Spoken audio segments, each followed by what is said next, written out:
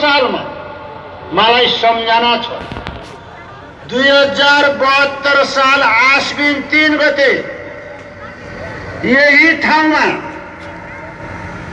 सबै दलहरू जम्मा भएर र हाम्रो दलको तर्फबाट म अहिलेको संविधानलाई स्वागत गर्न उपस्थित भएका थिए। यही ठाउँमा 50,000 यहाँ जन मानिसहरूको उपस्थिति थियो र हामीले त्यति बेला हाम्रो दलले भनेको थियो, राष्ट्रिय जनमोर्चाले भनेको थियो, यो संविधानले गणतन्त्रलाई स्वीकार गरेको छ, त्यसकारण हामीले यसलाई स्वागत गर्नुपर्छ। यो संविधानले धर्मनिरपेक्षतालाई स्वीकार गरेको छ, त्यसकारणले हामीले यो संविधानलाई स्वागत गर्नुपर्छ। यो संविधानले जातीय राज्य, क्षेत्रीय राज्य र आत्मनिर्भरतालाई अस्वीकार गरेको छ, त्यसकारणले हामीले यसलाई स्वागत गर्नुपर्छ। तर यो संविधानले संघीयतालाई स्वीकार गरेको छ, त्यसकारणले हामीले संघीयता खारेज गर्नुपर्छ भनेर अगाडि जानुपर्छ भनेका थियौँ। तपाईहरु देख्नु संघीयताको सिम्टम हामीले भन्दा पचेन कसैलाई।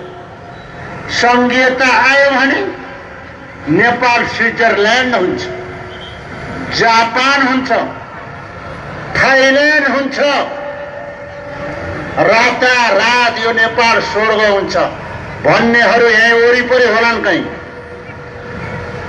हामी तपाईहरुलाई भरम छर्नेहरू आज टाउको समातेर संघीयताले बर्बाद पार्यो भनेर भोट हाल्नेहरू रुँदै होलान् कहीँ। त्यस कारणले यो संघीयताले के गर्यो भन्ने कुरा हामीले बताइरहनु पर्ने आवश्यकता छैन। आज यो सरकारको गलत क्रियाकलापका कारणले, यो सरकारको जनविरोधी क्रियाकलापका कारणले, यो सरकारको लम्पसारवादका कारणले, यो सरकारले विदेशीहरूसँग लम्पसार पर्ने नीतिका कारणले यो राष्ट्र, यो देश आज इतिहासमा सबभन्दा संकटमा फसेको छ। संकटमा फसेको छ हाम्रो मुलुक। आज राजावादीहरू छटपटाएका छन्। यो सरकारको गलत क्रियाकलापका कारणले राजावादीहरूले आफ्नो गुमेको स्वर्गलाई प्राप्त गर्न चाहन्छन्।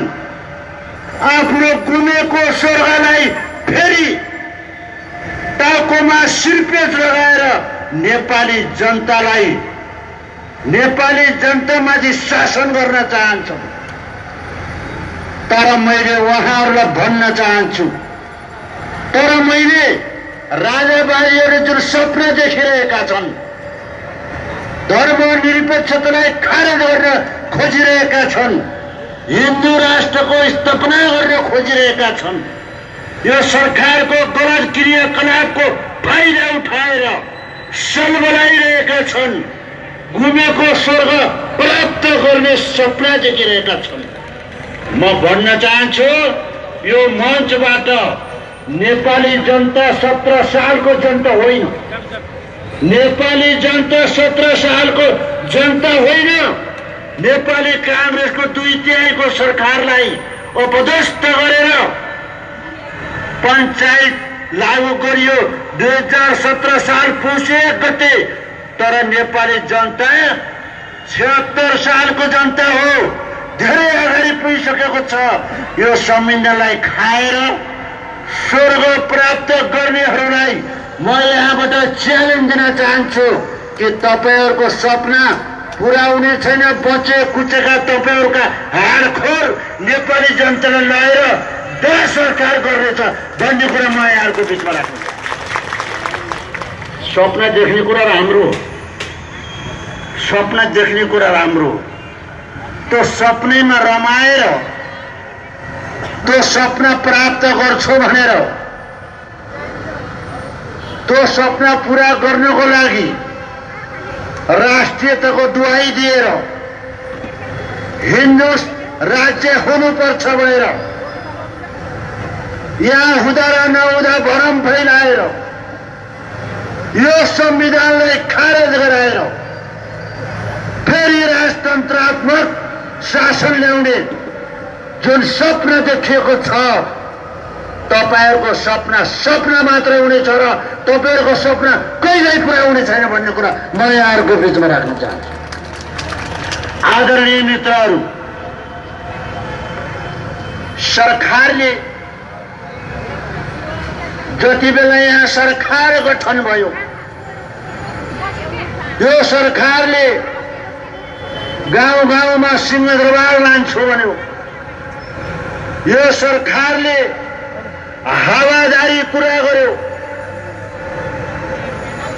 मेची महाकाली रेल दौडाउँछु भन्यो, यो सरकारले हावाबाट बिजुली पैदा गरिदिन्छु भन्यो, यो सरकारले कुनै पनि नेपाली जनता बेरोजगार हुने छैन भन्यो, यो सरकारले कुनै पनि नेपाली जनता भोको र नाङ्गो हुने छैन भन्यो, यो सरकारले नहुँदा नहुँदा बकवास गर्यो र आज त्यो सरकार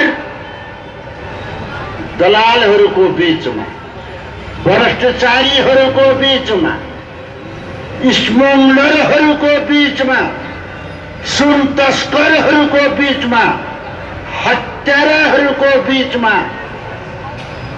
बलात्कारीहरूको बीचमा यो सरकार रमाइरहेको छ।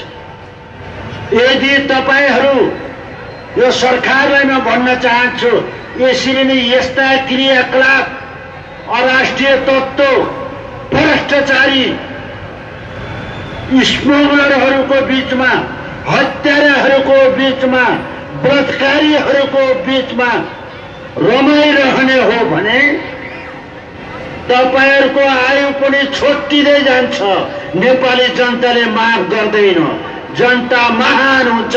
तपाईहरुको दिमागमा, तपाईहरुको गिरीमा छिट्टै सुबुद्धि फर्कोस् भन्ने मेरो सुझाव छ। आदरणीय मित्रहरु, म धेरै कुरा यहाँहरुको बीचमा राख्न चाहन्न। साथीहरु, टाढा टाढा जानु छ। राष्ट्रिय जनमोर्चाले राष्ट्रियताको पक्षमा, भ्रष्टाचारका विरुद्धमा, हत्याका विरुद्धमा, मेची महाकाली आन्दोलनको संघर्ष गरेको छ। त्यसमा सबै मित्रहरूले साथ दिनुहुनेछ। यो राष्ट्र राष्ट्रिय जनमोर्चाको मात्र होइन, यो नेपाली जनताको हो। त्यसकारणले यो राष्ट्रलाई अलिकति पनि कहीँ दुख्छ भने हामी सबैलाई दुख्नुपर्छ। यो आन्दोलनमा निरन्तर साथ दिनुहोला भन्ने आशा र विश्वास अनुरोध गर्दै यहाँहरुबाट आजलाई बिदा फेरि भेटौँला।